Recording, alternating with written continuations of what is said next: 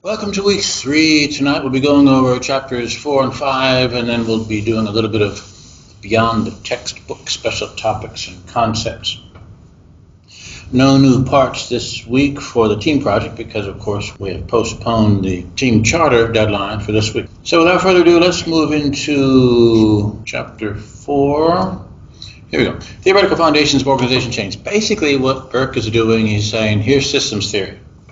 But he calls it theoretical foundations, and he's got a little extra stuff in there. He's got Capra in there. But the main feature is systems theory, so we get to go through it. It's a good thing about Burke, by the way. So often you find organization development textbooks that don't go into systems theory, at least in any depth. They treat it superficially. Burke understands it, so he's different. So systems theory you have here, understanding human organizations. Systems theory is necessary for this purpose. If you think of organizations as machines and you try to fix them, you'll mess them up. If you think of organizations as self-organizing systems and you fix them according to the understandings that you have from that perception, then you'll generally do a good job with it. It's an enormous difference, though. So we say organizations interact with the environment. That's the most superficial fact of systems theory. Of course, they interact with the environment. But to understand exactly how they do it, what do they do with respect to the environment? That's more important. They draw energy from the environment to survive. Energy comes in many forms, of course. And it isn't just energy like electricity and stuff. It isn't even just money, it's resources. All the movement of all the stuff in the environment through organizations, all of that is energic in essence. It drives things. It's kind of like when you have horse and buggy. You say, what's the energy of the time? Horses. Horses are doing all the energy for us. Labor, that's energy. And then nowadays we have electricity all over the place, that's energy. So the movement itself, whatever is engendering the movement, is the energy that's of interest when we're talking about self-organizing systems. So I say money is a critical input for a business, of course. Money isn't the only thing. Remember what we said earlier. Whenever an organization produces a bunch of product, it has to put it out there in the environment in exchange for something essentially that amounts to energy for the organization to continue to function. So the organization is producing something, pushing it into the environment as a way to continue to do what it's been doing, which is producing something, pushing it into the environment. It has to keep cycling this through to stay alive. The input, throughput, output loop is actually what we call the secondary characteristics of open systems. That is not the essence of open systems. To be really careful. Most textbooks overlook that. They say, here's an open system. Look, input, throughput, output. Sometimes they put feedback in there. And you're like, okay, well, there's your open system. That's not the open system. That's like a thermostat. Thermostats do that. So what's a thermostat? Well, it's a machine that has some properties of open systems. Which properties are those? Bertalanffy calls those secondary characteristics. In other words, open systems, if they have a productive purpose, they will take on attributes that are similar to what we find in machines like thermostats. But that's not the essence of the open system. That is not the self-organizing character of the open system. That is an outgrowth. That's something that grows on top of the system, as it were. So thermostats have that property as well, and they're not open systems. They are mechanical systems. They have a certain openness, you might say, because they're designed to read the environment and then react to it. But it isn't truly an open system because it's not self-organizing. So when we have input, throughput, output loops, we have the feedback loop to connect output to input. So we say, for example, a bank loan would be input, money for raw materials. That would be an input to make a product, transformation, then sell to customers. Whenever we have this input, throughput, output depiction of the organization, the feedback loop is kind of notional, because here's what really happens. Let's say we tried this new advertising campaign and it really works. People are buying the product. So how do you know the advertising campaign is working? People are buying the product. All right, well then what happens?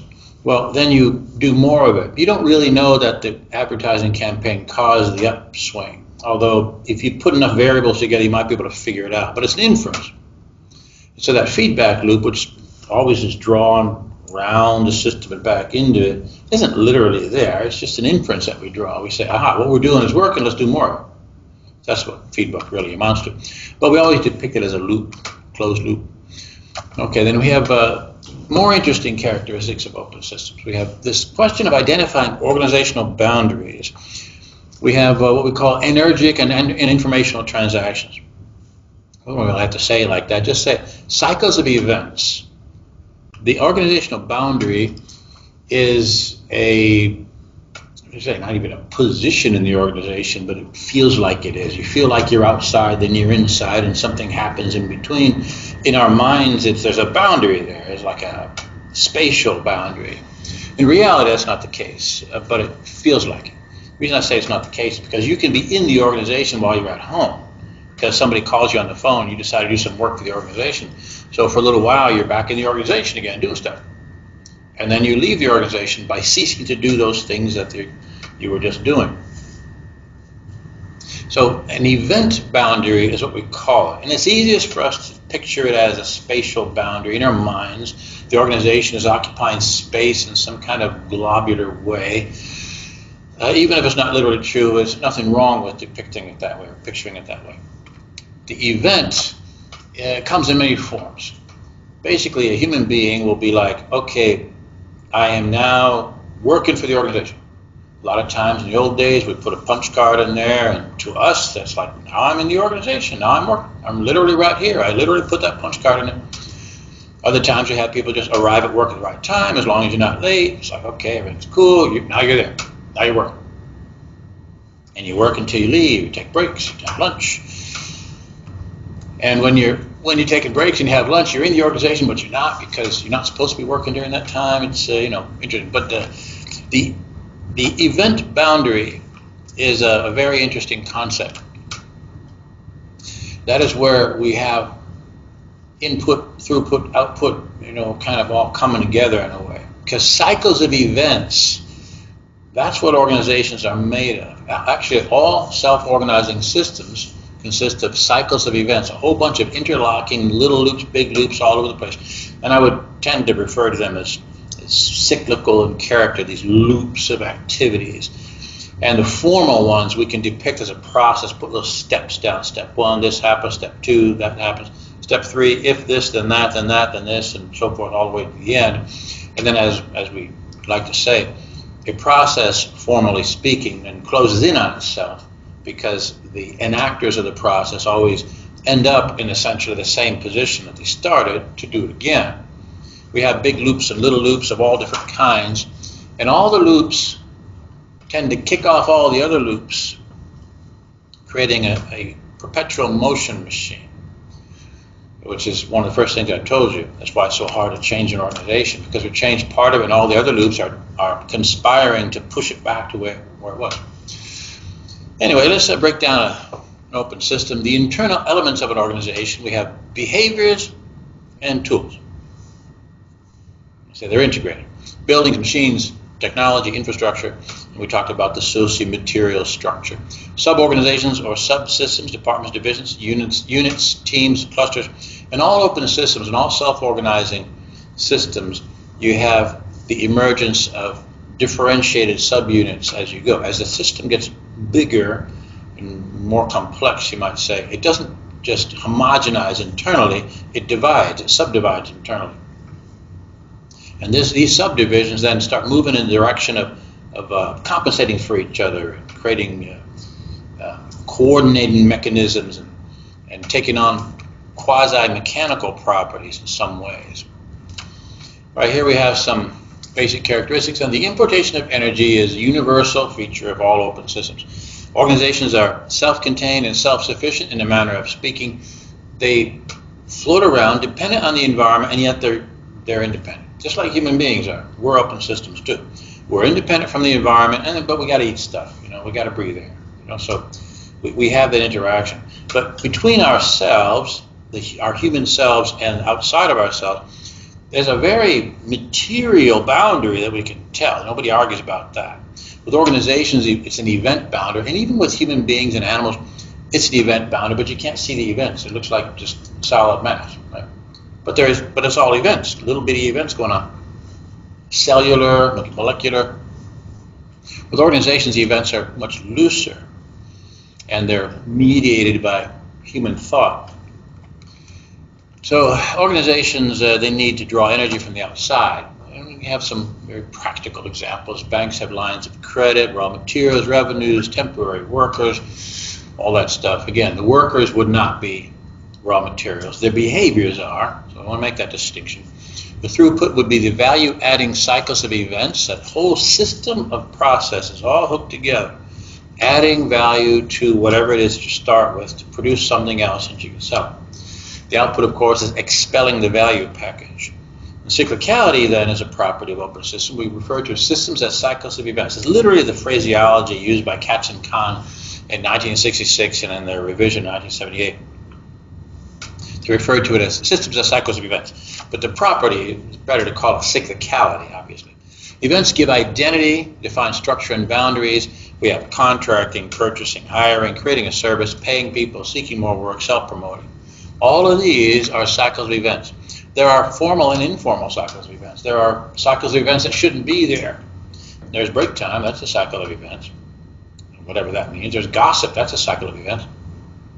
And we have all the formal ones that are supposed to be. Negative entropy. That's what Bertalanffy called it originally. Entropy is a tendency toward disorganization. That's Newton's second law of thermodynamics, right? Everything tends to break down. Negative entropy is just the observation that in open systems, self-organizing systems, the opposite seems to happen. The systems build up all the time instead of breaking down. They're doing the opposite of entropy. It's a self-organizing tendency. Importing more energy than expended, organizations are unstable, not self-sufficient, if you look at it this way. And then negative feedback, of course, we've talked about the negative and positive feedback loops. Reading the environmental change due to outputs, coding inputs from the environment, making internal adjustments. Negative feedback from the perspective of internal versus external essentially works like this.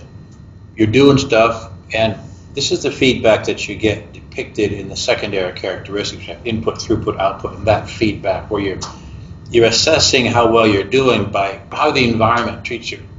The environment wants your stuff and gives you money for it. You say, we must be doing a good thing. So if the environment then starts pulling away from that process, we call that negative feedback. And so we say, we better change our minds about something. So that's the negative feedback from inside to outside the organization. Anyway, these are all common characteristics we have here. So we have a steady state and dynamic homeostasis. Dynamic homeostasis, so let me go flip back a little bit here. So cyclicality is one of the essential common characteristics of open systems. These are the process characteristics, the primary characteristics, not the secondary ones. The secondary characteristics are the machine-like structure, the cybernetic structure would consist of input, throughput, output, feedback, and what we call coding. We have coding down here, notice where I have coding inputs from the environment. Coding works like this. I assign those to the secondary characteristics. There's the organization doing its thing. Look at it from the mechanical perspective, so input, throughput, output, feedback, coding. Coding is when something moves into the organization. Let's say a customer shows up, or some good that you bought from a vendor shows up, whatever it is. You look at it, and then the organization, in some sense, codes it, labels it. This is this type of thing, therefore we react to it in this way. So when you have triage in medical services, it's the clearest example of coding, in my opinion. Somebody wanders in with a sniffles, and the organization reacts. How? Well, there's somebody at a desk who says, all right, fill out this form, sit over there. It's a very small kind of, very, very attenuated kind of reaction, based on, visibly, that person's not in any serious condition. And then there's the other extreme. Somebody comes in, the police are there and the emergency folks, and they all rush in really fast. All of a sudden, the organization as a whole, in a big way, responds in a very organized kind of way. And that's because it's a different kind of input. The input is coded differently. That input's coded so the organization reacts big time, whereas the first input was coded so the organization reacts in a minor kind of way. And then there's one in the middle. You have coding going on all over the place. It's just, that's a clear example. Oh, the bouncer in a nightclub is coding people. You go in, you don't, based on the nightclub's criteria. That's coding. So those are the secondary characteristics. Then we get to the primary characteristics. Those are the more important ones. All open systems have the primary characteristics. Some kinds of open systems have the secondary characteristics. So they're not quite as important. Input, throughput, output, feedback coding is fine, but it's not the dynamic part of the organization, not the dynamic perspective of the organization. That cybernetic structure exists because the organization produces products and sells them. You could argue that all human organizations have that structure if they're organized and they're trying to produce something for the environment. But then there are clubs and groups of friends and this sort of thing. These are open systems too, of a looser variety and different structure. And they may not have all those secondary characteristics. So the primary characteristics, cyclicality is one of the essential common characteristics of open systems. When I move down here, we have negative entropy is another common characteristic of open systems. Very, very important, essential to it. Then we have dynamic homeostasis. That's another common characteristic of open systems. So some of these characteristics just happen to be more important than others. The dynamic homeostasis essentially refers to this. Homeostasis means a balance of some kind of balance is happening. Well, it's dynamic. When we say dynamic, when Bertalanffy was saying dynamic, he had two dynamic terms, dynamic homeostasis and dynamic morphology. Morphology just means it forms like this. This is what it ends up looking like.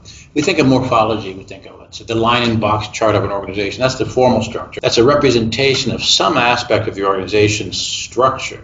Structure emerges out of something, and then it just kind of floats around like that. You replace all the parts, but the whole thing is still there. So the dynamic part is replacing the parts. The behaviors come in, the behaviors go, but the structure stays. That would be dynamic morphology. Dynamic homeostasis is dynamic as well, but it refers to a balancing of some kind. Organizations are filled with all of these points of this balances out that, this compensates for that, this balances out this other thing. Here's an example aside from this generalization right here. If you are into Miles and Snow's strategic typology, it has 4 types. The two opposites are the easiest way to understand. We have defenders and prospectors. They're types of organizations, generic types of organizations. In any kind of typology like this, the argument is that all organizations are one of these types. And then you look at it in a kind of an abstract way. Here's what they all have in common if they're defenders. Here's what they have in common if they're prospectors. We got analyzers and reactors.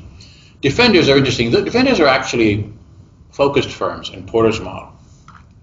It's a little known fact because it's hard to match that up, but it is true. Defenders correspond to the focused firms in Porter's model. The defenders are kind of like this. They're kind of hierarchical. They're kind of tall for how big they are. And so they have a certain way of managing their internal points of equilibrium. Very, very practical examples. A defender type of organization, when it hires people, it kind of looks out there at the labor market, and it tries to pull people in who are going to be below the average in the KSAs, below the average in abilities and knowledge and stuff. Okay, well, how do you compensate for that? Well, when they come in, you train them in a more mechanical kind of way, process training instead of like taking advantage of their experience. So it's very much do this, do that, do that, do this. It's very much of a step-by-step training. Or how do you pay them? You pay them below the market average because you're pulling them in below the market average. Okay, so that compensates, that balances out. All right, what about the big deal then? What if they move up in the organization? Are they at a permanent disadvantage? No, actually, in defender firms, they move up faster in organizations than you would in the opposite kind of organization, the prospector, where there's a lot more competition. So there are all these little opposites kind of balancing each other out that are very logical when you think about them, but you have to be looking for them. And the good thing about HR is that we do have a source of information. We can just go straight there because some folks have actually thought about these a lot, and that's Anthony Kakmar and Paraway's HR strategy book. So you can see all the HR points of balancing all over the place there. But that's an example, and there are points of equilibria when you talk about operations management and marketing and everything else. So we say the steady state and dynamic homeostasis. This is slightly confounded because you could argue, well, the steady state is, imagine physical homeostasis where you have 2 pails of water and you got this little pipe that's drilled right through the middle of them and the pipe's closed. All right, so the water is at a certain level. Let's say the water in one is high, the water in the other is it's empty. All right, then you open the pipe, and all of a sudden water leaves one and enters the other until they're the same height. We call that equilibrium, homeostasis. And it stops. Then it stops moving. Well, that's the same idea, except that it's dynamic in organizations. In that sense, it's a steady state, that where balances are achieved. But the fact is that in organizations, you never calm down, and all of a sudden everything's all nice and steady. Everything's always constantly being upset, and then seeking equilibrium, and being upset and seeking equilibrium again, over and over again. So we call that dynamic homeostasis. Continuous flow of energy from the environment, plus continuous export of system products. You see this whoosh, rushing in, rushing out, rushing in, rushing out. So the whole thing stays there. The stable system character, energy exchange ratio. The ratio would refer to that energy exchange ratio being the constant. That would refer to the homeostasis. Stable system character would refer to the morphology. So we really have two common characteristics kind of shoved into this little discussion right here. We say growth counteracts entropy, ups and downs, variables. This is basic character stable. If you get really into this idea of the constant flow of energy from the environment, the inflow and the outflux and so forth and so on, you'll realize that any kind of organization that's in an environment that's really got big ups and downs, just imagine a big ship on the ocean. And the waves are really, there's a big old storm coming, and it's going way up and way down and way up. All right, well, an organization that is in an environment that is that volatile needs to do something to compensate for the volatility. Internally, you need to be growing fast in order to compensate for the volatility. You can figure it out mathematically by saying, all right, we spend this much money doing our stuff, we get this much money from the environment. Well, how much money we get from the environment? Our sales, they go up and down, up and down. Therefore, we need to have a relatively high average level. To get that far, we need to be growing pretty fast. So the more volatile the environment, the faster you should be growing just to maintain equilibrium with it. A lot of cool stuff like that. Internal differentiation, of course, now that's an analog to negative entropy. Since entropy refers to things break down over time, and negative entropy refers to things build up over time, well, internal differentiation is an aspect of it. You get specialization, division of labor, the units dividing up, people who start out similarly positioned when they're at the kind of high energy entrepreneurial phase of the organization's existence, they eventually start to separate and they start taking on their own staffs, and pretty soon they can't replace each other as the organization continues to offset entropy. Integration and coordination. Integration occurs via shared norms, values. Vehicles of integration include organizational structure, roles, authority. And then there's a silo effect, too much differentiation. Remember, it can be a problem. You can find yourself in an organization where, okay, differentiation is happening, but then too much is happening. What I mentioned last week, in fact, is that we tend to treat our organizations in ways that push them away from entropy. We rigidify them, kind of as a safety thing. We're worried, and so we start putting up roadblocks and things. Well, the silo is one of those features. Organizations are dynamic when you can get close enough toward the entropy side of things, right, where it becomes highly complex, where emergence starts happening, where developments occur, things crop up in the organization that you identify as good. We can use that, let's keep that one. Right, experimentation happens. Get really closer to the entropic side of organizational existence. You start to get close to the chaos point. It gets dangerous, but at the same time, it also gets very exciting, and great things can happen. At the same time, you're taking greater risks. So what we tend to do is move in the other direction when we're cautious. We run away from entropy. We rigidify the organization. When we do that, by the way, we build up walls between the organization and the environment. So for a while, we can't adapt very well. Especially, if we really retrench and run away from entropy. The silo effect just happens to be an example of it. As organizations grow, they tend to pull away from that line that leads to greater entropy. They tend to pull the other way towards rigidification. And that's dangerous because it can shut you down, because it can cause you to cease to adapt to the environment. Now, integration and coordination happen to be one of the common characteristics of open systems in Katz and Kahn's 1978 book. I don't normally talk about that one because that one starts to move into the quasi-mechanical structure of the organization. This thing kind of offsets that. You get parts of the organization playing off each other. It starts to look a little bit like a machine. So the question is, does this relate to the buffering we read about last week? Yes, buffering is going to be an important observation, especially when we get into special topics. We'll see how buffering corresponds to some of this. But buffering essentially is, you do a lot of buffering, let's say you do way too much buffering. Well, now you're building the walls and you're creating these impediments. Some buffering is necessary. Let's say you do buffering around your departments. Well, there you go, silo effect. So yeah, buffering is necessary, and we can do too much of it. And you could argue that we tend to buffer more than bridge. So we'll see that in a second. Equifinality, then, one of the common characteristics of self-organizing systems. Equifinality, very, very important. We basically define that as same goal, different starting points. However, it's very important sometimes to move into another vernacular to understand it from a different perspective. Equifinality in systems theory, that's what we call it. And it's like, equifinality, equal ends, different starting points. It's a very simple idea. Like, equifinality came from an observation of sea urchins. Somebody noticed that sea urchins, apparently you can break them into pieces, I suppose, and they all become sea urchins, something that I find very strange. But Bertalanffy got a hold of that and said, that makes sense. Organizations are similar, although it's much more dynamic when we deal with organizations. But equifinality, if you go into the complexity theory literature, equifinality now takes on the word resilience. It's a different word altogether. And it sounds different, has a different feel to it. They don't say equifinality, they say resilience.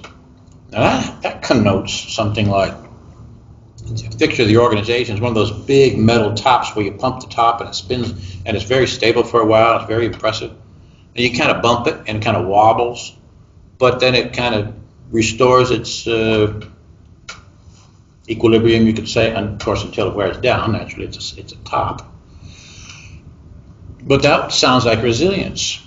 Well, that's equifinality has the same character. People talk about equifinality in other terms. You get something hitting the organization, let's say suddenly a loss of an input or something. Something is potentially damaging to the organization. The organization kind of wobbles a little bit and then gets back on its feet and continues to go.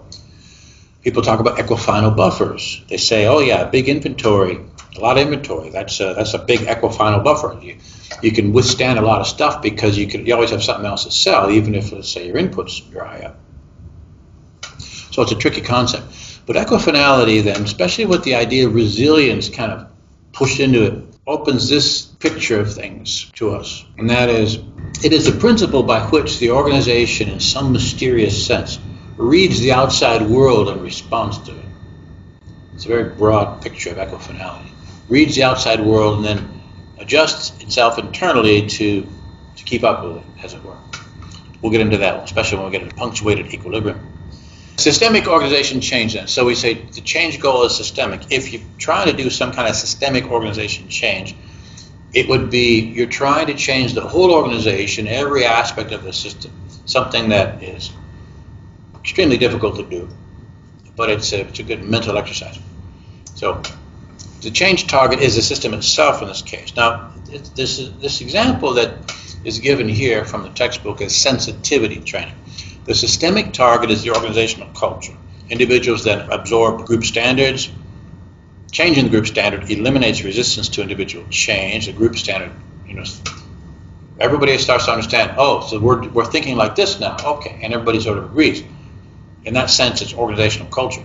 The major focus of an organization change effort then is changing the norms and values integral to the culture, if it's this kind of change. Now, if you listen to Edgar Schein, who wrote the original book on organizational culture, you realize that you can't just go in there and change the culture like that.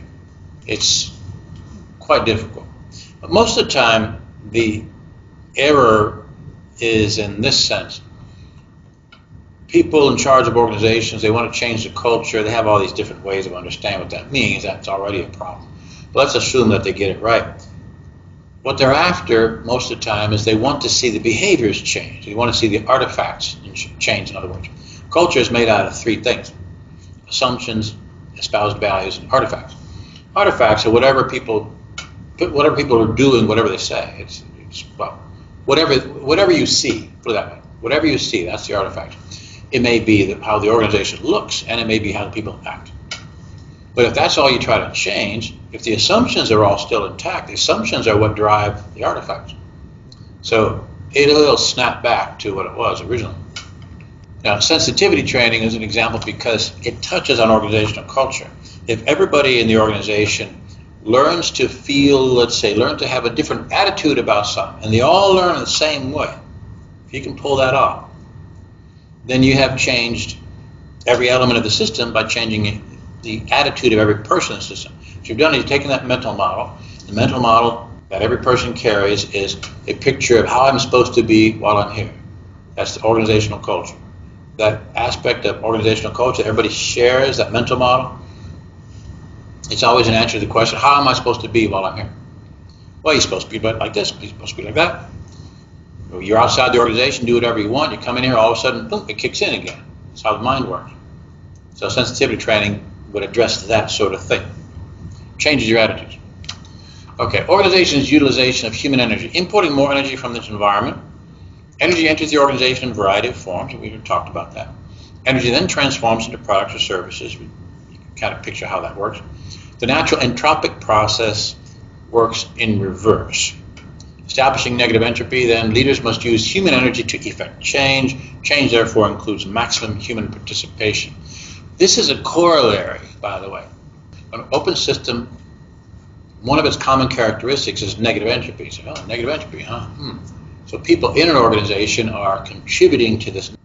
Something happens, they work on things. Assembly line, here comes a little thing, put that thing in there and move on. You've just done something. You've added work to something. You've added value to it. Whatever all these little arms and hands are doing, moving things around organizations, making decisions, those are all contributing to negative entropy. So for the organization to be as close to a true open system as it can manage to be, which is the ideal, because the true open system organization can adapt best. It's the least likelihood of getting rigidified. Well, you want everybody to be participating as much as possible. So we say maximum human participation. In all models of organization change today, particularly the quality management models, we see an emphasis placed on trying to involve everybody to some extent in the organization change process. It's not easy because you can't just leave the line and stop working just to be a part of the process, maybe part of a meeting or something. But the fact is you have to figure out ways, creative ways to get everybody to contribute to the change process as much as possible. That way the whole organization is changing instead of just one part trying to change and the rest of it continuing with its little cycles of events that keep, in a manner of speaking, conspiring against that part that you changed to force it back to where it was before. Leaders focus change on organizational goals, thus effectively establishing negative entropy. To the extent that everybody in the organization gets like a deep understanding of where we are going, we're going in that direction. Then even when there's ambiguity in the environment, people will tend to solve their own problems internally and then move in the right direction. Again, always adding value in the right way. All right, now we get into Capra, the Web of Life, a new scientific understanding of living systems. Of course, Capra is Burke's favorite author for representing this idea. There's this new paradigm called deep ecology. So we take a holistic worldview. What you're going to find is this is the new sciences kind of way of seeing organizations. So what's new sciences? Well, fundamentally we're saying systems theory, but we're using some examples from various sciences. We're going to pull them in there to try to get a lot of clarity on this question of self-organizing complexity. The new paradigm called deep ecology, holistic worldview. What's a holistic worldview? Well, you take the whole, look at the whole instead of trying to piece it apart. It's tough, but holism, by the way, this is spelled H-O-L-I-S-M, is also what Kurt Lewin did. He took holistic views of teams, groups, categories of people. He would take them holistically. Sociology looks holistically at groups of people as opposed to breaking them into individuals. And so you get this different take on things. the world as an integrated whole rather than a collection of dissociated parts. So Capra would take lessons from physics, connectedness, relationships, context, all subatomic physics, where you have these little bitty particles spinning around these accelerators, and then they hit something and you see them on the little gold leaf. Oh, look what happened there. We just invented a new particle. So if you get new particles appearing out of nowhere, seemingly, when you do this sort of thing. When I was reading Margaret Wheatley's book, way back in the 90s, in fact, a lot of this came up. She's trying to get you to think. She has a lot of subatomic physics in there, for example. She's trying to get you to think in terms of look at that kind of stuff. Particles hitting each other, new particles apparently being created, so there's something invisible going on in there. Then trying to take that same kind of intuition and pull it back into the organization. Well, here's what you want to do in an organization. You look, and in your mind, you're like, there's people in here. And you say, no, it's not people. It's not people at all. No. People are in there carrying behaviors. They're loaning behaviors. They're kind of interacting. There's a bunch of movement going on. And at the end of the day, they leave and come back. So the people are not elements of the organization. It's their behavioral interaction. So if anything, you look and you see people, and you imagine in your mind's eye, whatever's going on between the people, that's what the organization's made of, not the people themselves. And what's going on between people is there's communication, there's behaviors, but it's sort of invisible. And you have to start picturing it anyway, even though it's invisible. This is where you become a systems thinker, as opposed to somebody who just understands systems theory and so forth. You want to become a systems thinker. That means in your mind you start seeing these things, these invisible properties that are consistent with self-organizing complexity. Systemic models. When we say systemic, by the way, we mean it's embedded in the whole system, sometimes in a mysterious way. There's something going on in the system. I say there's a systemic problem in a unit where you say, hey, look, there's something wrong with this unit. Yeah, it's Fred. He keeps screwing up over there. And you say, well, what's wrong with Fred? Well, I think he's just a screw up. You say, well, what's the systemic reason for maybe what he's doing? You know, to get through the systemic idea, you say, well, you start looking at the flow of activity that leads to Fred. Is the flow of activity such that Fred is being overwhelmed, and there's something about his training where he isn't clear on how to push that productivity through himself to some other outlet? In systems theory, you'll learn that in organizations, when you're trying to solve a problem, you first look at systemic possibilities to explain it before you look at it at the individual. Sometimes there's a screwed up individual in an organization, but don't assume that that's the case from the start. You assume first that it's systemic, and so you try to look for the flow. Go from there. Systemic models describe life phenomena that lead to insights for systems thinking. Remember, systems thinking is that special term. Russell Ackoff came up with that a long time ago. He was a philosopher of science. So here we have systems thinking. Primary criteria. Living systems are integrated wholes. Okay, they have emergent properties that are unique to the whole. Just like a team or a group level entity in an organization has properties that belong to that team or group, but that are not discernible at the individual level of analysis. So those are emergence. And of course the organization itself has new emergent properties. Clouds have emergent properties. If you're inside it, you think it's just a bunch of fog, I guess. But on the outside, you say, oh, look at that, I can see a cloud. Look, it's all puffy white and everything. That's an emergent property. It's a visible one, and it's there. It's hard to discern when you're too close to it, but that's an emergent property. So nested within larger systems, okay, you have individual level of analysis, socio-technical system of one person plus some tools, then you have a group, then you have a larger group, a group of groups, you have the organization, so we have this nesting going on. No property is fundamental, a priori. Structure of the whole web, interrelations, consistency in interrelations creates a quasi-stable structure, same phenomenon as dynamic morphology. There's our term, dynamic morphology. That was one of the other common characteristics of open systems. And what you end up with in some of the, maybe most of the interesting literature that tries to get you to think complexity and chaos theory, and there's Capra and these other people, there's a lot of this, we're all part of this web thing. There's all this web talk. Everything's related to everything else. It kind of gives you a little bit too much of a mushy take on life. And you're like, wow, that's not very practical just to think everything is connected.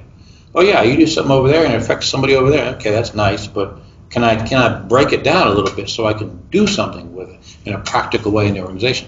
So our challenge in organizations is to be able to see these abstractions and then break them down in practical terms, like I was saying before about an organization that is fairly hierarchical in structure and pulls people in from the labor market, has to underpay them because they're all people who are under KSA'd, right?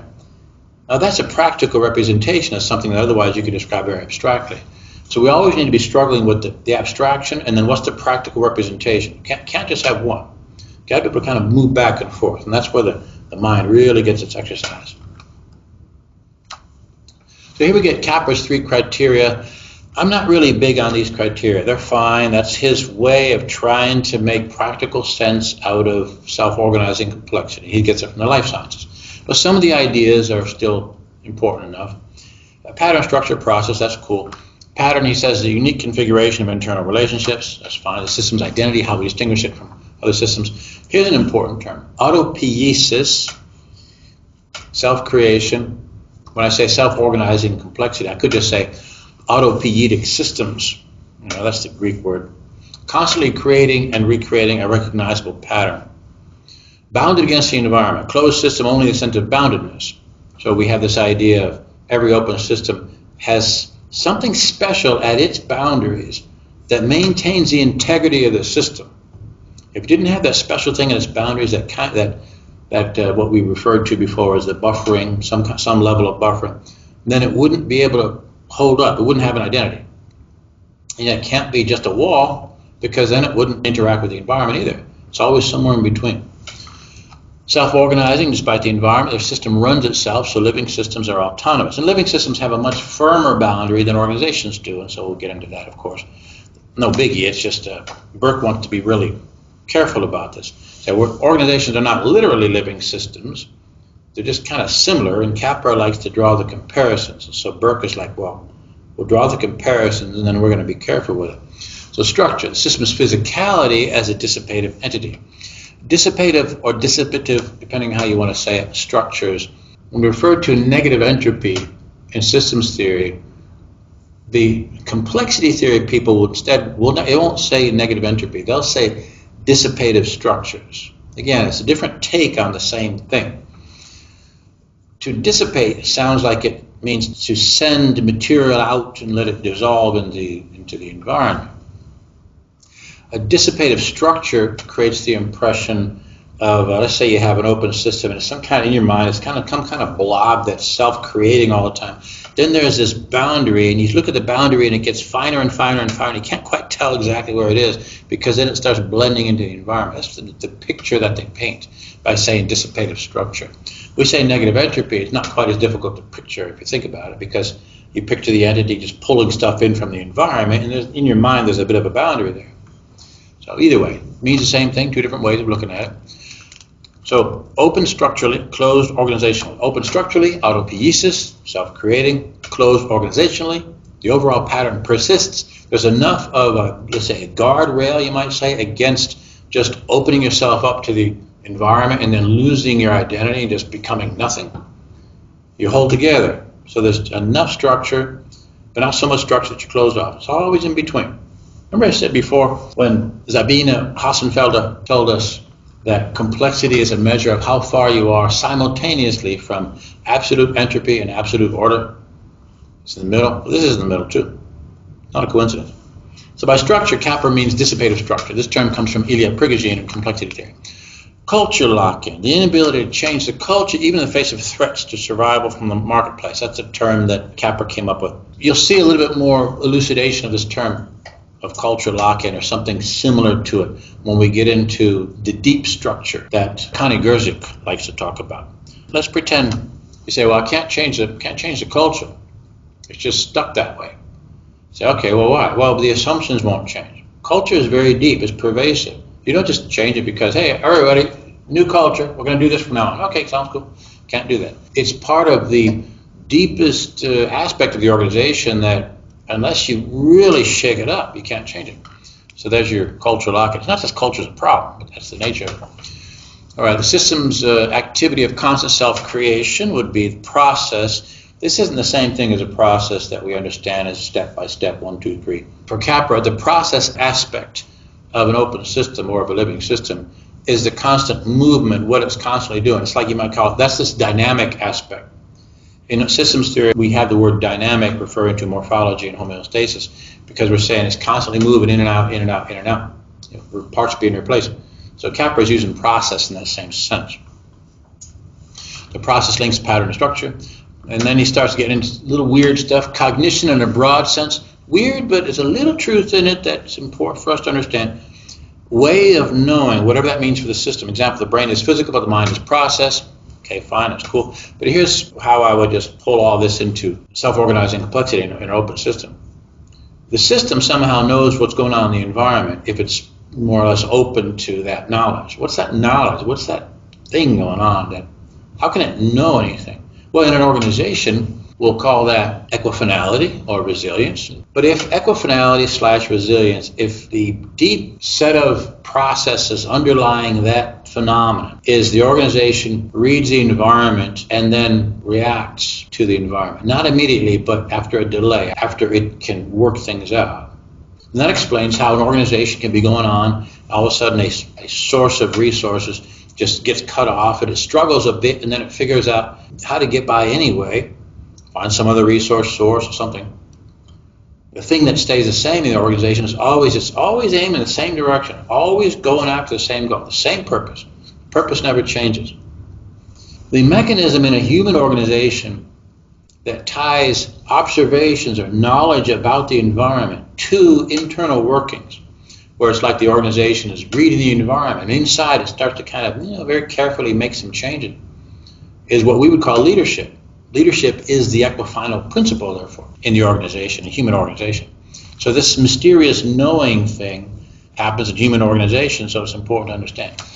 Okay, then we have a few other little things. We have this emotional intelligence idea. The mind is more comprehensive and conscious thought. Nonlinear environmental interaction. The system has its own way of responding to cues and applying Capra's ideas to organizations. The system reads the environment in an organization. This process is leadership. Leaders select what to observe and share information internally. Implications for organizations. Human societies versus other ecosystems. Organizations respond to perturbation. In other words, the organization is going along, all of a sudden something upsets it. It's like somebody hit the spinning top and it starts wobbling. Well, in an organization, it's like all of a sudden one of its sources of supplies is cut off, something bad happens, all of a sudden some environment it can't sell anymore because there's a political coup in that foreign country or something like that. And the organization has a struggle to get back on its feet. So each organization responds in its own way, but the component relationships essentially persist. The organization remains internally, it's the same animal, I'd say.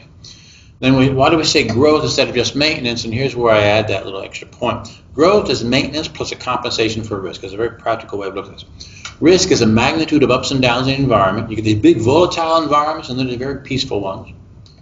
All right? The volatile ones are what normally constitute more today than what we saw in the past. The riskier the environment, the faster the growth must be. Alternatively, the thicker the buffer against loss must be. So equifinality, resilience, holding large inventories. Imagine this though. Let's say the environment is very volatile and the organization's solution is to build up more of a wall against it.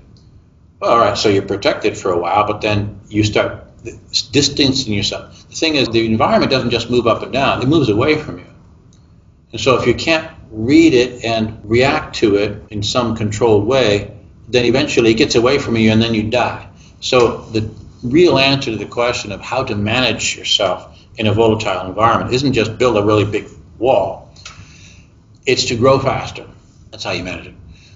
Parallel systems theory versus deep ecology. Again, deep ecology is Capra's way of talking about systems theory. He's talking from the perspective of living systems. That's why he has a different term. Positive and negative feedback loops. Positive feedback is away from equilibrium. Negative feedback is toward equilibrium. Same thing as in organizations. Systems draw energy and dispose of waste. Expulsion is a solution to positive feedback. Whether we call it waste or products or services, in a really bizarre way, products and services are waste. We make them on purpose and we sell them. Waste products and animals are kind of yucky, so we don't think of them as products, but they sort of are. They're helping the grass, whatever. Then we have Le Chatelier's principle of thermodynamics. This is extremely important. Negative feedback compensates for system disturbances. It's a dominant force in long, stable systems. Self-organizing systems that stay stable for a long time. negative feedback loops within the system, they dominate just enough so that positive feedback loops don't overwhelm the system. The system never gets out of whack because negative feedback loops are dominant. So, for example, people talk about, well, you know, on Earth's climate, you have human beings and all they got to do is burn some fossil fuels really fast, and all of a sudden the Earth can't take it. The whole thing just blows up. That's kind of ridiculous because it violates Le Chatelier's principle of thermodynamics. The system can't suddenly become untenable just because a new natural species just popped up and said, well, that species is not going to work. It's a fundamental error in this whole idea of tipping points and so forth and climate stuff. Okay, parallel system theory, once again, cells continuously reproduce in organisms. Organizations continually self-produce.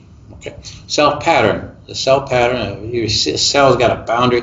It's bound against the environment, similar to organization subunits. They're bounded as well, looser boundary.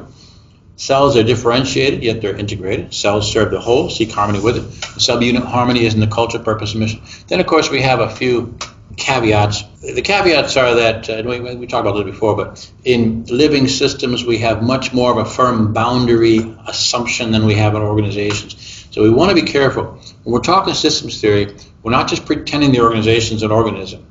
It's just that organisms are also open systems, a bit of a different type. Remember, systems theory originated in Bertalanffy's 1926 dissertation on organisms. He came up with this thing he called the organismic conception. In other words, all organisms within a certain classification have the same basic structure. So he was kind of detailing all that stuff. But that was the beginning of it. Then a couple of decades later, he's like, yeah, it's much more pervasive. This principle of things is much more pervasive than I thought. So by 1950, he's talking systems theory with organizations and stuff in it. Anyway, that's plenty for that. Let's take a bit of a break, and then we'll move into nature of organization change and talk mainly about punctuated equilibrium.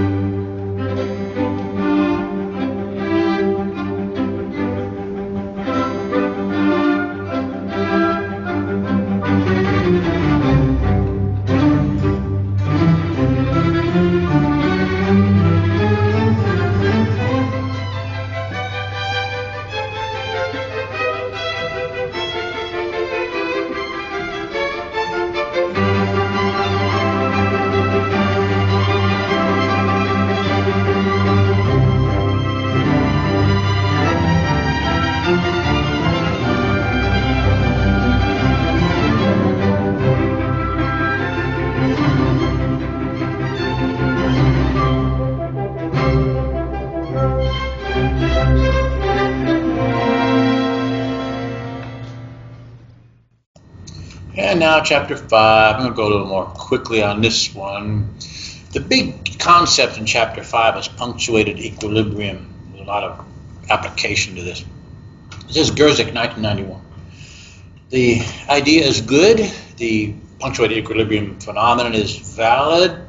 It actually comes from evolutionary theory. She pulled it in from there. She got a little bit too excited about the theory when it came out. I remember this was back in the 90s. This is one of those things that's hard to prove. So it's more of a paradigm than a theory if you think about it.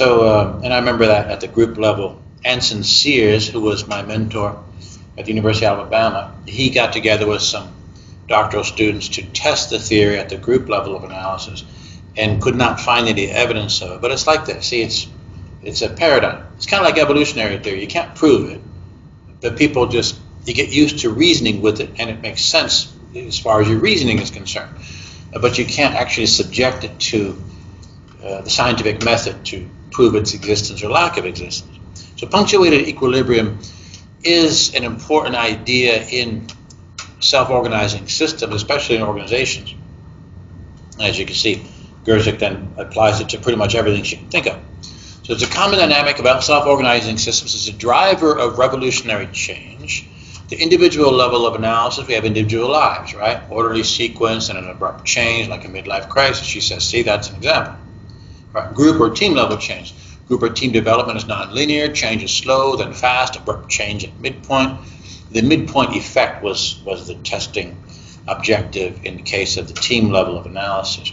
Basically, you have teams got to do some stuff. All right, so they go through forming, and they go through storming, and they go through norming, then they go through performing. And you could make the argument that that particular sequence of team evolutionary steps is, in some manner of speaking, reflecting punctuated equilibrium. Now, Gerzik took Tuckman's model, forming, storming, norming, performing, and kind of dismissed it along with a bunch of other models as opposed to recognizing its validity, because she just wanted to talk about the punctuated equilibrium idea. Punctuated equilibrium will not give you a better model of team behavior or anything like that. It just tells you something about the bounded nature of organizations and then what happens because of that, really. In the organization level change, organizations experience abrupt strategic shifts. Just kind of move through this. She applies it to science and biology. Science, I mean, thought process. Change in scientific field, she says that changes in scientific paradigms must also be an example of punctuated equilibrium. And in a matter of speaking, it makes sense. And why is that? Well, remember, punctuated equilibrium looks like this. The system persists as long as it can until the difference between what it needs, its internal structure, and what the environment is demanding is so big that a relatively rapid transformation occurs and the system transforms and then to keep up with the external environment. Paradigms work that way. Well, you have a whole bunch of people in some particular scientific field and they're all reasoning a certain way, and over time the evidence kind of piles up more and more that maybe current ways of answering questions don't work anymore. It gets worse and worse and worse. Eventually there's a sweep across a whole bunch of people in the discipline who come back in and say, it's going to be new now. So systems theory, in fact, when systems theory came into its own, it was a paradigm shift. Prior to systems theory, we would assume that everything happens in an organization is on an elemental level. Or Frederick Taylor doing his thing. It's all about the individual somehow. You could say that the Hawthorne studies, that was a paradigm shift, at least in terms of our understanding of how organizations function. So the paradigm shifts. But at first, it isn't like we're all waiting for the paradigm shift. We resist it for a long time until finally we realize that it sure is easier to explain these things using the new paradigm than the old paradigm. And then there was a lot of struggle going on. There's a lot of people yelling at each other. A lot of people frustrated. So paradigms do that. Biological species, then we have this idea, and of course that's where she got the idea. She didn't invent it herself. Punctuated equilibrium was a way to describe changes in biological species. Since there's no evidence of the gradual changes that Darwin predicted, that's all completely missing in the fossil record. you had to come up with another way to explain how did all these species get here. And you had to say, well, for the longest time, they were just stuck that way. And all of a sudden, one day, with no evidence, suddenly there's different. And you had to argue that it happened really quickly as a sudden reaction to an increasing disconnect between current structure and what the environment demanded. Anyway, so deep structure now, this is a driver of punctuated equilibrium. This is what I was talking about a second ago, referring to the culture. Culture gets stuck that way. Your culture won't budge. Your culture is hard to move. Well, culture is much deeper. It's a much more pervasive phenomenon in an organization than what people are doing. So remember, the assumptions that usually came in with the founders of the organization, they're still kind of in there. They create a web of reasoning, a web of intuition, a web of non-thinking understanding of what the world's made out of within the organization. And that web of assumptions drives all the behaviors, and the behaviors reinforce the assumptions. But the espoused values, we put those in the middle when we do the iceberg diagram. The espoused values are what we say we believe, but what really drives the artifacts. That's everything that you see, behaviors and the configuration, everything physical. That comes from the assumptions. The assumptions that we have to change if you want to change organizational culture. Well, the assumptions in the case of an organization are the deep structure. And so why is this deep structure essential to punctuated equilibrium? Well, the deep structure is essentially linked to that deep sense of purpose, maybe the unthinking sense of purpose, that deep part of yourself, or that deep part of your organization, that deep part of your team that nobody's thinking about, but it's there. Okay, that deep aspect of the organization, that bedrock of the organization or the team or the individual or whatever it is, that is what needs to win the game of when the organization runs into disparities between itself and the environment. So why the disparities exist? Well, because the organization is fundamentally this bedrock. If it didn't have that bedrock, if it were just floating around and flitting about, responding to whatever the environment wants it to do, well then it'd move around easily, but then it wouldn't have any integrity. So to have integrity, you need to have this bedrock, this deep structure. Self-reinforcing network of interactions that define the system. Individuals have personality and routine. Remember, Gerzik says, personality, routine, everything's fine. All of a sudden, it's like you can't take it anymore. You have a midlife crisis, right? So why? Well, because you have a personality and routine, and then it runs up against this contradiction. And so your deep-seated values, they need somehow to get through this. You reconfigure your life a little bit, and all of a sudden now your original values are more or less able to live. In groups, we have norms, roles, goals, strategic pathway. The point with groups is that we have the structure of groups. The structure, and it's very loose. Groups have loose structure. But still, that is its deep structure. Organizations have culture, purpose, their infrastructure, structure itself, decision-making, accountability, control, power distribution, organizations monitoring and reaction to the environment. So the deep structure is the essence of whatever the self-organizing system is. And that's the thing that holds sway. That's the thing that runs up against this problem of we're not supporting this deep structure as much as we need to. Too much time has gone by. Too much of a boundary has occurred between us and the outside world, and we're way off now. So we change suddenly. And you see it in scientific field, paradigms, biology, species. Gerzik's trying to apply it to everything. Going back to punctuated equilibrium. So why is it punctuated equilibrium? Why is it that you stay the same for kind of as long as you can, and then suddenly you change big time? Instead of changing a little bit based on environmental stuff. Well, it's because the integrity of the structure is such that it is inherently trying to stay the same. We say, well, deep structure, its bedrock self, its core purpose. The system, whatever the system is, essentially all of the goings-on, all of the cycles of events associated with its upkeep, that becomes, let's say, entangled with its core self, even though one is really an epiphenomenon of the other. And so it takes a lot to convince a system, as it were, that it's out of whack with the external world. So without having to worry about the mechanisms behind it, you say, look, organizations tend to stay the same for as long as they can manage. All of a sudden, then they change. So when do they not do that?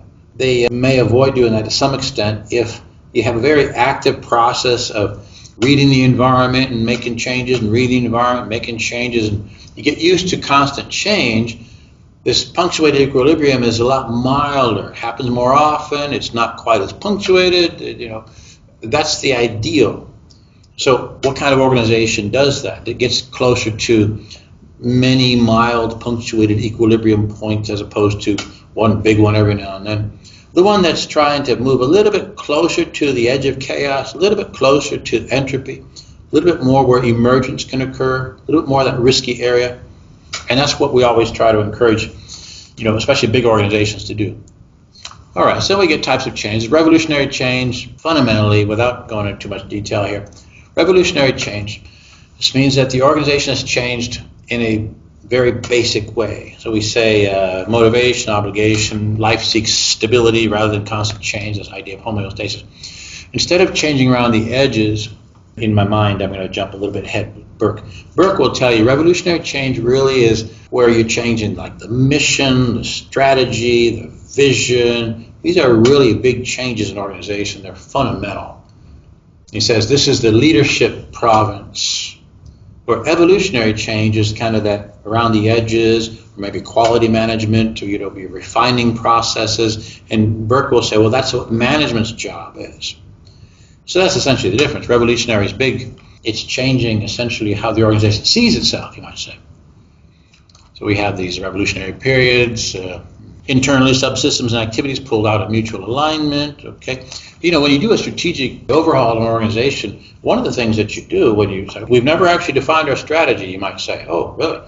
Yeah, okay, let's try to figure out what we are then. So you look at all the different subsystems of the organization, try to figure out what strategy it belongs to. I'm talking about core strategy.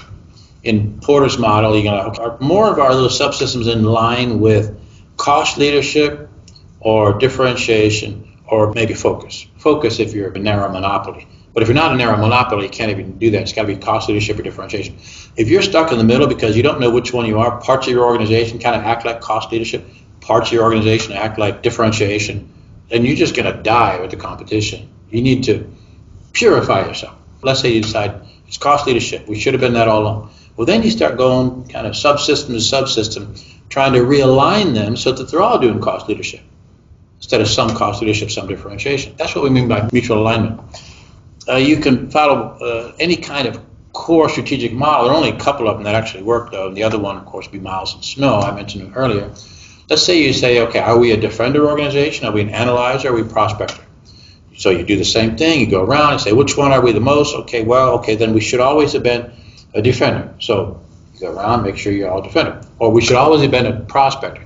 You go around all the subsystem, make sure that whatever's going on is consistent with the prospector. And then you've homogenized the system. Now the whole system is aligned around a particular core strategy. That's what we mean by subsystems and activities pulled out of mutual alignment. The logic that links everything together inside an organization is the core strategy. That's where it makes sense. Then we have external disruptive events. Environmental change threatens access to habitual resources. That's your equifinality thing, right? Sudden need for pattern changes. Change occurs as a jolt or perturbation of the system.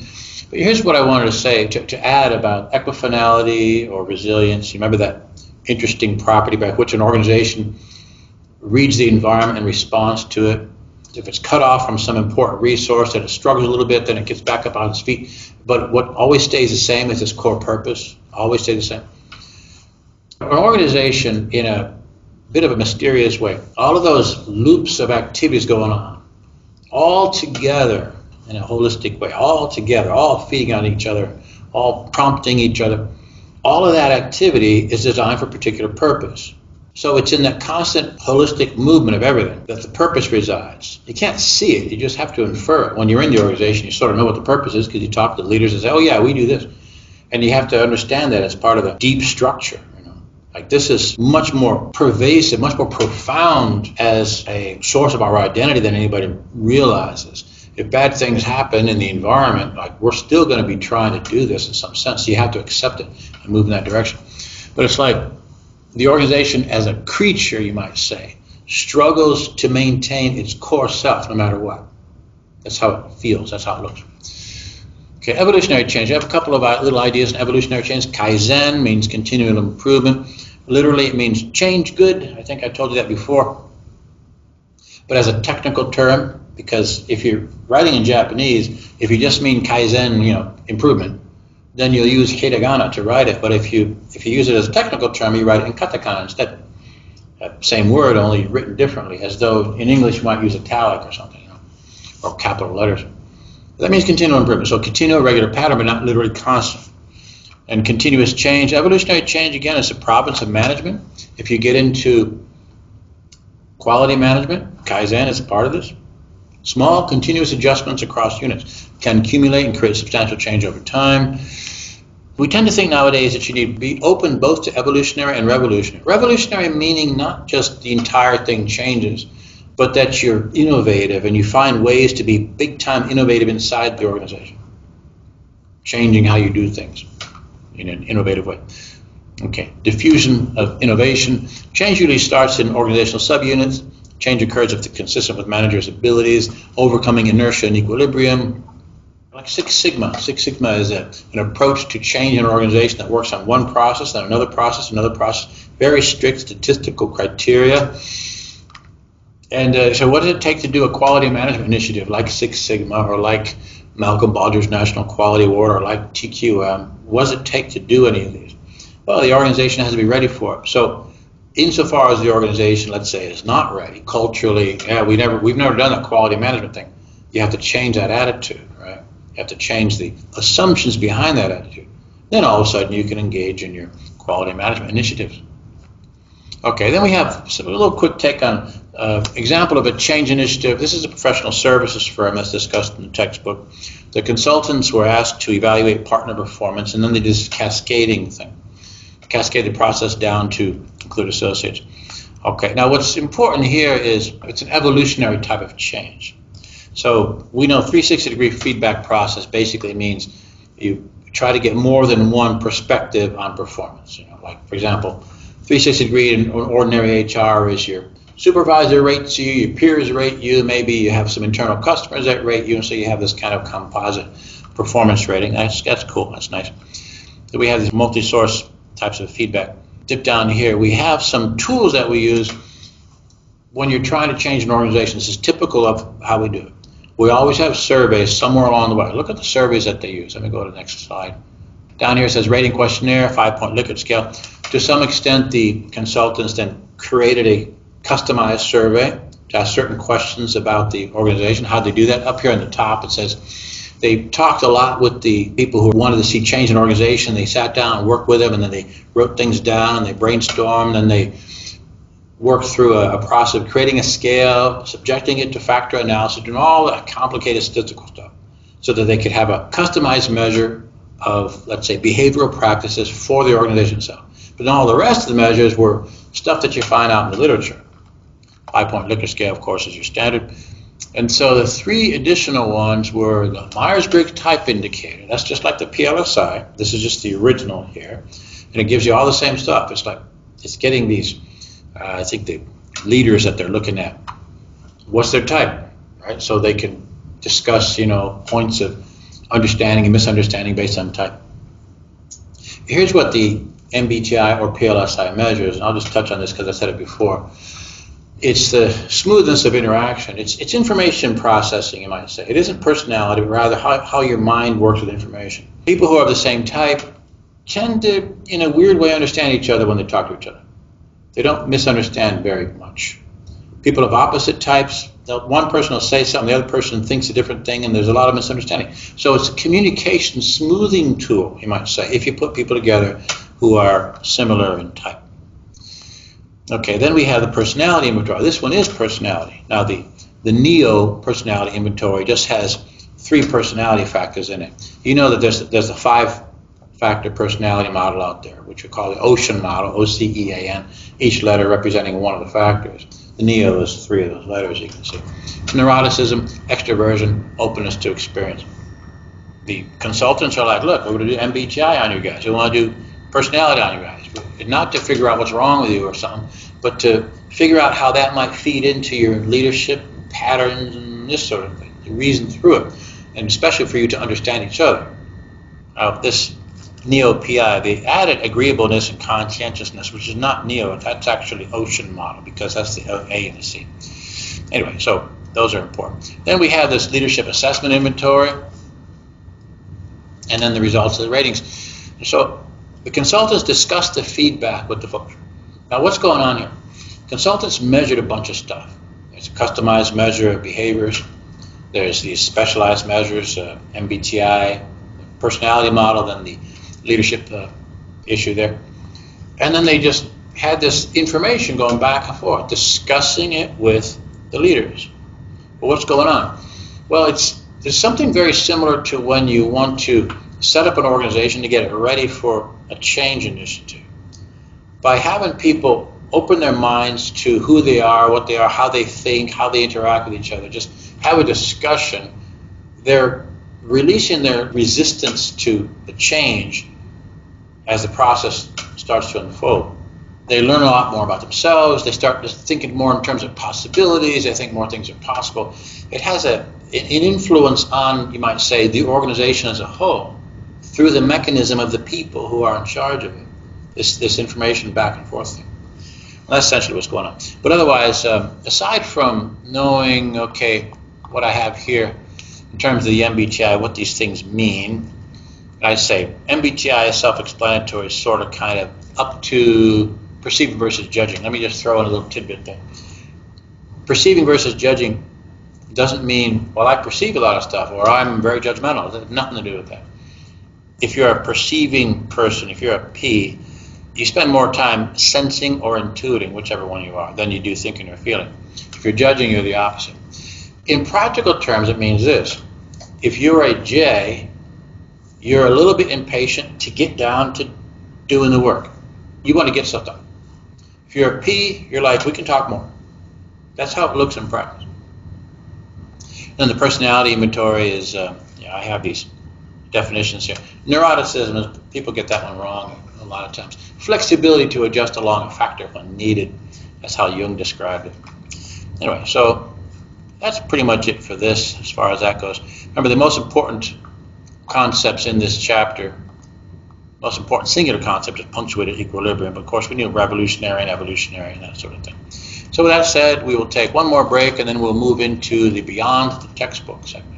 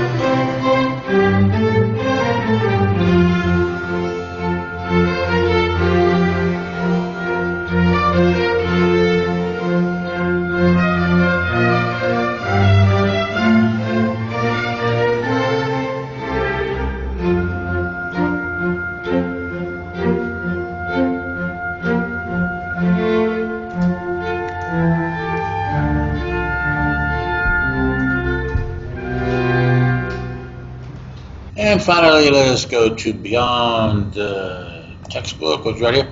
Okay, so I have two items that I've drawn from the cesspool syndrome article, Bedian and Armenakis, 1998. I first asked to explain the cesspool syndrome using Dweck's conception of goal orientation theory. So I answer this way. In terms of McClellan's typology, power-oriented individuals populate the managerial class.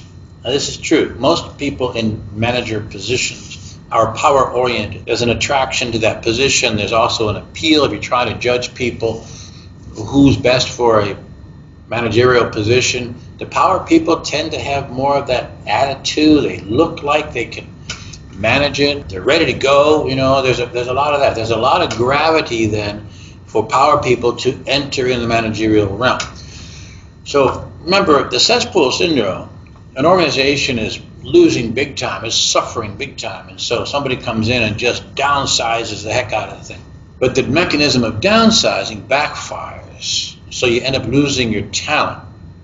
So it's helpful for us then to review what this process looks like from the perspective of one or more of the theories, so we can kind of see what's going on inside there. And so these power-oriented individuals who populate the managerial class make most decisions regarding whom to retain during downsizing. Downsizing happens usually, all right, supervisors, all right, managers, it's up to you. You know, you need to write down who stays and who goes.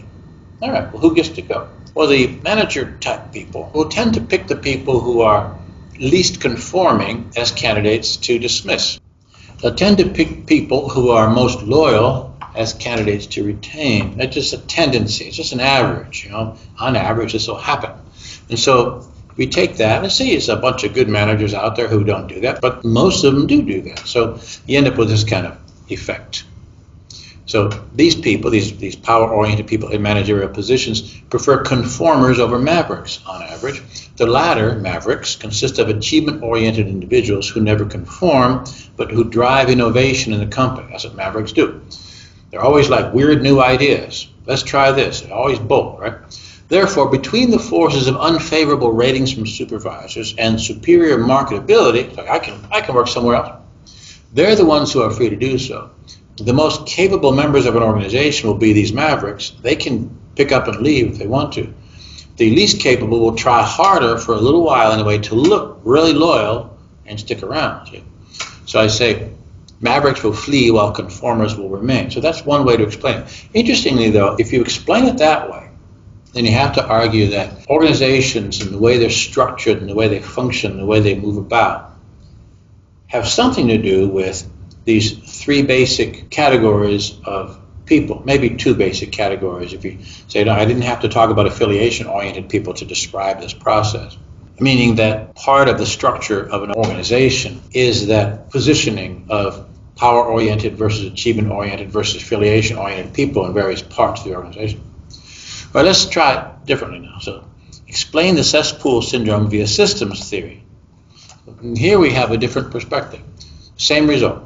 Downsizing introduces pervasive negative feedback loops. So you're downsizing. Remember, you're downsizing in a really big, urgent way. It's not a careful, you know, we've thought this through and we're in a good position, let's downsize. Remember, here's one factoid. The best time to undertake a big organization change initiative is when everything is going well for the organization. But that rarely happens because organizations need strong prompting to change. Usually they force themselves to change when things are going poorly. Well, the cesspool syndrome is an example of the latter. When things are going poorly, the organizations, they decide their solution is going to be to downsize big time in a very abrupt way, kind of an emergency way. And so from the perspective of systems theory, pervasive negative feedback loops are, let's say, brought in. That's the big message of the organization. The result is a transitional state of greater rigidity, hence further from entropy than before. The intent of this sudden retrenchment is to shield the company from environmental turbulence to permit reconstitution before resuming growth.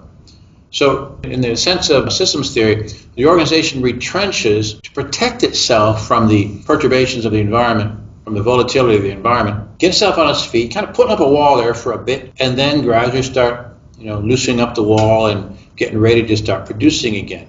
It's going through a safety maneuver. So the change overwhelms all positive feedback loops outside the technical core. The technical core has got to keep operating. That's the only positive feedback. Where's all the other positive feedback? All the innovation processes, that occurs in the bridging area around the core. But innovative capacity is at risk if the company takes no special action to preserve it during this period of quasi-hibernation. So what ends up happening is you're shutting down all innovative activity for a bit while you're retrenching. Well, who are the real innovators? As individuals, these mavericks, these people who have the best to bring to the table, nobody's listening to them now. And they're getting frustrated and they're leaving. And supervisors keep giving them bad marks, by shutting down the innovation process, which again is outside the technical core. The only way to retain it is to have thought it through and find a place for these people while this change is going on, so that they can be then brought back into the activity when it's all over with. So that is a fairly simple way to describe it. But yeah, the cesspool syndrome, I recall when Bedian and Armanakis published this, I wrote to Art Bedian about it, and I said, this is a great article because I was thinking about the same thing. And I was thinking of this idea of a bell curve, and on the bell curve you have low performers in the lower tail and the high performers in the upper tail, normal, right? Everybody else in the middle.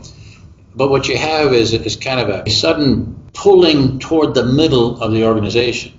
So you take the bell curve and you kind of do a squished version of it, and you're like, okay, people on the lower tail cannot leave, they don't have the talent, so instead they conform.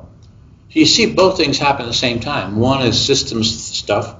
Two, there's some attributes of performance-oriented people. If you have to perform, if you have to show performance and you have no choice because you have no way to falsify, the only way to falsify in this structure would be to show loyalty as a substitute for performance. Well, then you try really hard. And so there you are, a low performer, suddenly your performance has, in some weird sense, whether it's because of loyalty or whatever, it looks like it's increased for a while. Now all of a sudden you're accepted. But the mavericks, instead of pulling toward the conformity, pulling downward, pulling to the left in the bell curve, they just get up and leave. What you end up with then is old bell curve, new bell curve. Old bell curve's got everybody in it. Remove a bunch of these top-performing mavericks.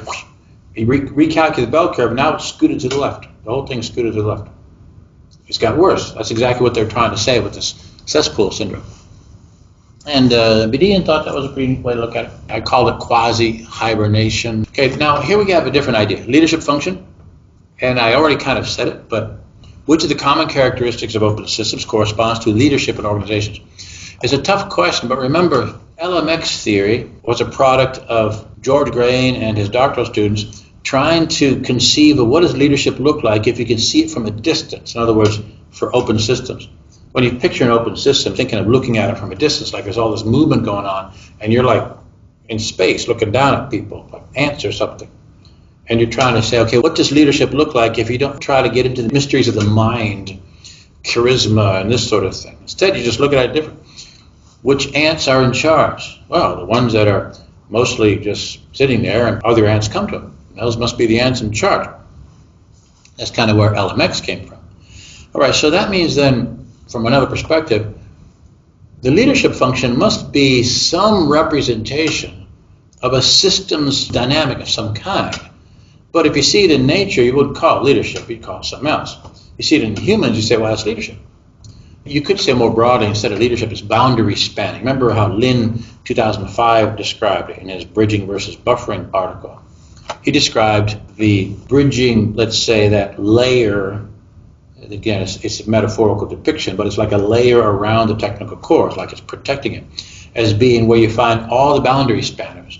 Leaders are boundary spanners because in the modern conception, leaders are people who are looking outside in the environment, figuring out what's going on, and they come back in and talk about it. So they effect change in a careful, constructive way inside the organization. But so are people in marketing, the salespeople, the professionals who interact with their external colleagues, and their lawyers, everybody else. These are all boundary spanners as well. So they are all engaging, in this sense, in a leadership function insofar as they interact with the outside world, come back in, and they talk about things.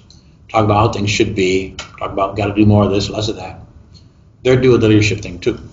So insofar as leadership is the human manifestation of what is otherwise a common feature of all open systems, it would correspond to equifinality.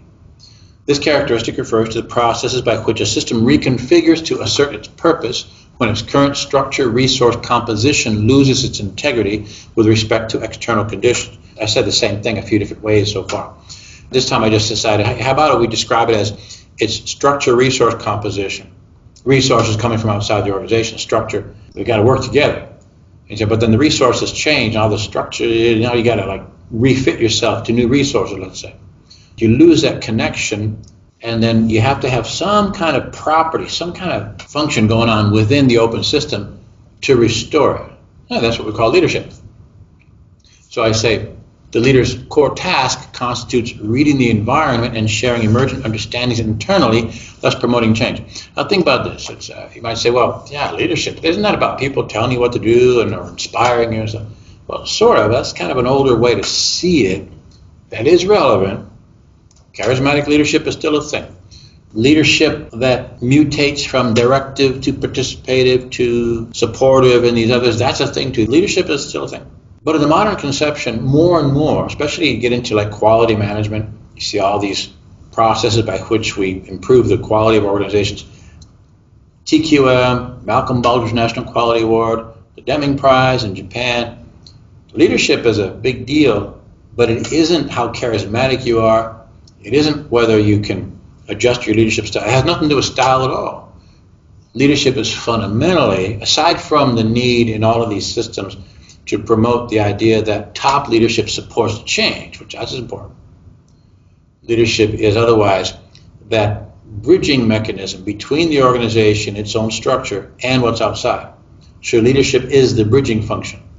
And in systems theory, we would call that equifinality. All right, here we have organizational learning. So explain organizational learning in terms of systems theory. When you learn something, well, I just stuck something new in my head. Hey, I learned something. If you happen to be walking down the street and you see something and you remember, did you learn something? I would say, no, you haven't learned anything. Learning is not the same thing as remembering something. It's not the same thing as accumulating a fact. When any system learns, whether it's human or organizational, you have to figure, what's the commonality? Well, okay, so I'm making my way through the world, and then there's a challenge that hits me. My car broke down. I have a certain repertoire of possible ways to respond in my head to my car broke down. Also, I've got cell phones, we got phone numbers, I don't know. I have a certain way I can fix the car myself. I can walk someplace. All right, let's say I go through a process and then something new occurs to me. Somebody teaches me something. Hey, just move this wire over there or whatever. Maybe I didn't know how to change a tire. Somebody came by and showed me how to change a tire. All of a sudden I have a new way to fix something wrong with the car that I didn't know before. So what is learning? Learning is acquiring at least one new way to respond to a challenge compared to what you had before. All right, so if you really learn something, you've learned how to interact with the outside world better. Different challenges or different kinds of things require different kinds of talents. But if you take the simple example of fixing a car, I got a flat. So, I don't know how to change a tire. Now what do? My own repertoire items are calling somebody or a tow truck or something like this. As soon as I know how to change a tire, all of a sudden I have something else. I can respond to that challenge in a new way. Well, all learning is like this. If you truly learn something, respond to a challenge in a new way. Organizations do the same thing. Now it makes sense. Organizational learning is not just when a bunch of people in your organization learn stuff. It's when the organization can now do something it couldn't do before. So I say a system learns insofar as it adopts new ways to respond to external stimuli, or external challenges, I could say, compared to the status quo ante, such as through experimentation. For learning to be organizational in nature, this experimentation must occur at the organization level of analysis, rather than as a function of what various individuals happen to do within the organization. So if you give everybody a bunch of books on popular business theory to read, you're not engaging in organizational learning. You're not creating organizational learning. It's not a bad thing to do, but it's not organizational learning that you're doing. But I say this requires a vibrant interaction among members to adopt a shared mindset to enable harmonious response to outside pressure. So organizational learning fundamentally is going to be residing in the people's minds somehow, but it's got to be all of them together. Let's say all of the people in the organization, they're like, oh no, crisis, something bad's happening, we've just lost our biggest customer or something. Then a new leader comes in, has a completely new way of looking at things. Well, instead of retrenching, we could do this, we could reach out that way, whatever. And then everybody learns it, becomes part of the organization's lore, its stories. And the next time that something similar happens, that's one of the things they think of. Well, wait a minute, instead of retrenching, how about if we do this? We saw it before. So all of a sudden, if everybody shares that new attitude about a particular kind of challenge, then the organization has actually learned something.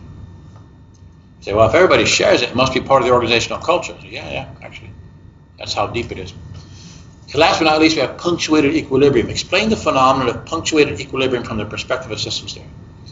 All right, so punctuated equilibrium occurs when the environment on which a system depends gradually deviates from its optimal form relative to the system until the difference between what the environment provides to sustain the organization, right, and what the system needs attains crisis proportion. What we say is that the organization persists in its current state for as long as it can. What's going on? The people inside don't have a sense of urgency until it becomes urgent. Well, that's interesting. That's Cotter's first step, isn't it? Create a sense of urgency. Wow. The people in the organization collectively need to all be in agreement on this. It's time to change. Let's do it now. So if they don't, what's most comfortable? It's like birds in flight in a V formation. You stay in that little spot because that's easiest. And so that's what you do in an organization. No, it's everything seems to be fine. Just keep on.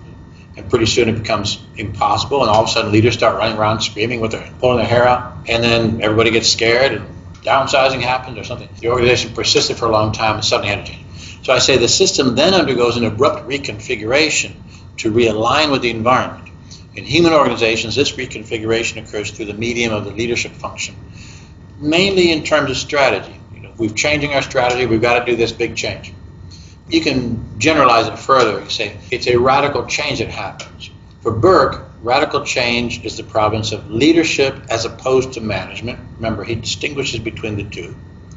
The leadership is those people in, let's say, managerial or executive positions who are the ones who are reading the environment, coming in, and they're experimenting with big kinds of change. You might say, well, some of the mavericks might be in this group too, right? So I think punctuated equilibrium is a very important idea to bear in mind when you're picturing organizations. Remember, the best time for an organization to change is when things are going well, but it's also the least likely time because the people in the organization will not collectively think there's anything urgent. Their behaviors are going to be like, we're going to repeat the patterns we've seen already. Why change? You've got to excite all of us into believing that this is urgent enough and things got to change. So with that said, that is it for this part. Let me touch a little bit on the current team project. Of course, we are still trying to finish the team charter. I made a couple of little tiny changes to it. It's the same thing, but it's a couple of little extra notes in response to some people's bringing up a few ideas here and there. One thing I brought up, by the way, is this SME identification, the subject matter expert. We need to keep that in mind. Subject matter expert is the person who is affiliated with the organization where you're going to improve a process. You may not have identified the SME yet by the time you're done with the team charter. And it makes sense because the second phase, once you're done with the team charter, now you want to discuss the process. You still want to be open to some possibilities. So you don't really know, but the subject matter expert is that person. So notice I write here, the SME identification may wait until next week to allow time to discuss possibilities regarding a selected focal process. And you really want to take some time to deliberate over possibilities. So that's a part of it. At the same time, right, notice we haven't described the process here or the company that we're looking at. SME is written there as a role because that will be a role. It's just that you probably can't fill it right now. So you say, okay, subject matter expert, we expect this person to do this and that and this, be a part of the company, but we don't know who it's going to be yet, so, right, that's for next week. And so in terms of updating the charter, you should be ready to be like, okay, next week we'll update the charter. Now you're not going to submit the charter to me again when you update it. You just update it in your own terms and then post it within your own group site. But you will update it once you have the SME identified. Right, then I put some standards on the bottom because somebody asked me what format. It had occurred to me I had not specified. Of course, it should be PDF. Minimum length, none, but you want to touch on everything. Citations, none. Font, make sure it's not Calibri because that just means somebody didn't try. Be creative. The team charter should emphasize creativity and identity. Be bold in style, but thorough in meeting the listed criteria. Let's go back through a little bit. Among roles, what we want is not just this person has that role, this person has this other role, this other person has this role. We want to describe the roles too. So you might say, well, some of my wording is going to help you describe the role, but then think about it further. The person who assumes the role, yes, I'll do that, I'm okay, I got that, no problem. Have that person then look at it and say, okay, here's how I see it. This is what I would say my role is. Well, that's an individual taking responsibility for the role, taking ownership of it. You've got to let the individual have a chance to say, this is how I construe it. I don't just kind of like read some words and just, yeah, whatever, 3 bags full. So I would approach it like this. Yeah, a lot of wording is good, and I would add this, that, and this. I'm not sure I like that word, let me change that, but give me a chance to put my teeth into it and write it the way I think makes sense to me. Now, the other thing is, all throughout the team charter, make sure everything's consistent spacing, consistent phraseology. Try to get that harmony in there, make it look like there's some effort put into making sure the whole thing works. You don't have like paragraphs, different spaces from each other, and funny little spaces here and there, a couple little grammatical looseness here. Make it sharp and refined. Okay, then let's see, that's on roles. So down here in norms, remember amending the charter, that should be each time there's a change in a role. Changes in norms maybe a few weeks in possibly, but a change in a role, you should obviously make an update to the charter. And then irresolvable disputes. Remember, those are very rare. They are unlikely to occur. So you probably only want to mention them once, but put something in there like conflict management and just say, look, in the case of extreme, there's no way to solve this problem, then we can call in the instructor who will be a binding arbiter. I've seen a couple of good examples already in draft form. I like the idea of meeting in some way more than once in a week if you can manage to do it, where some effort's been put into it. Be careful about really restrictive time constraints, like 4 hours and 6 hours and things. If you believe you can do it, then really think it through. Make sure everybody has a chance to say, yeah, I'm not sure about that. And no. Remember, everybody's got to be feeding into this thing. It can't look like one person sort of did the whole thing and everybody else just said, yeah, fine. When it comes to the superordinate goal, and now remember, superordinate goal is about the client organization's mission. Yeah, but we haven't figured out what that is yet. Well, then explain it. Haven't yet picked the client organization. Going to do that next week. Meanwhile, we expect a superordinate goal to be something along these lines, and you kind of give me something. And it can seem like a little bit of a hazy effectiveness and efficiency and a couple things like this. It's okay as long as you're going to update it then in the next version. And I might have you send me the next version too now I think about it, because it's going to be a couple of them. But I think if you post them in your group site, that's fine. If you do the thing, you adopt a new one, post in your group site, it's done, it's cool. Yeah, so remember, superordinate goal would be defined in terms of the client organization's mission statement. Core strategy of all these is the most difficult thing to pick out. It's the most difficult item to define. Say, why is it? Well, because you're signing. How are we going to operate? What's our big thing? Just try to give it some impact. Get some feed in from various members of the group to be like, okay, how about this? The one big thing should be this. Try not to say we're doing this, other thing over here, and this over there, and that over. Try to go a little less gunshot, a little more focused. If everybody says Kaizen's a big deal, or maybe streamlining is a big deal, and maybe something comes to surface. But admittedly, core strategy is the most difficult item to define, just because you're not a private company where you could easily say, we're a cost leader, or we're differentiated, or we're focused.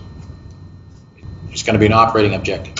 So try to narrow it down a little bit so it works. Okay, now we have this question. You mentioned creativity, having trouble recognizing that with APA rules.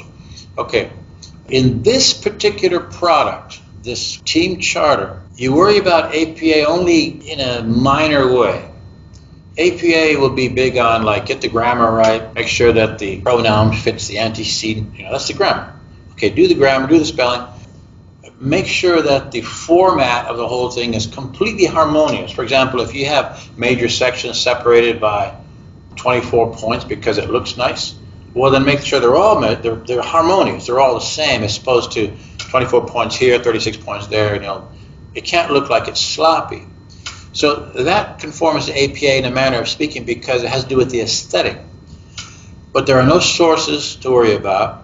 You don't have to worry about 1-inch margins. That would be normal APA expectation. You don't have to worry about a title page. You want the charter specifically. This is a special document. It's different from all the other stuff you're going to do in the team. The charter needs to be your own brand as much as possible. So everybody needs to be able to say, well, I want it to look like this, look like that. Don't make it look outlandish or anything. It's got to cover everything. But make it look like it motivates. Now that would be what? Well, there's enough creativity, enough texture in there, enough for us to say, you know, I like this. I can really get into this. That sort of thing. But that means that you want to be bold in style, but thorough in meeting the listed criteria. So you see what I'm saying? Why would I say non-Calibri? Because Calibri is basically non-creative. It's like what Microsoft throws at you, you obey Microsoft. You don't want to show that you obeyed Microsoft. So it needs to be readable. You want to have that image in there. Work on the image. Get the image to integrate nicely with the paper, right? This is the team charter. This is the special document that belongs to the team. And so it has to have as much identity and uniqueness as possible. It just can't have incorrect stuff in there, that's all, right? Hope that makes sense. Remember, all the correctness and all the strictness about sourcing and everything else, that'll come up afterwards when we're working with the change phases. So we'll see that as it comes. But here, look how I wrote this document. Look at all the spacing there. This is my own formatting because I thought it made a certain amount of sense. I got to fit a lot of stuff in there. But notice my left and right margins are not 1 inch in this document here. That's because I don't think this has to be APA style in every way. I do believe the grammar has to be correct. The spacing has to be consistent. Everything has to work like that. I have little letters here. Look, A, B, C. That's APA style because it makes sense, it fits, and there's no reason not to do the A, B, C as opposed to 1, 2, 3, for example. But otherwise, look at this little 1 and I have this bold here. To me, it looks clear. I have these horizontal lines in here to try to separate things. I got a bunch of stuff crammed in there. I'm trying to make it as clearly distinctive as possible. So I'm taking a lot of liberties in this document. But again, I don't have to follow APA style really, again, except as regards correctness and consistency. At the end of each handout where I show you how to do something, I'm going to have those little standards in the bottom. I'm going to say like minimum number of words and number of citations, things like that. But here, that's answering the question of APA style right there in the bottom. I would say it down there, here to APA style, if this had to follow that rule. So I hope that clarifies everything. And with that said, I will call it quits and play some music. I'll answer any more questions you have in the chat if you want. But otherwise, wish you all good luck and see you again online.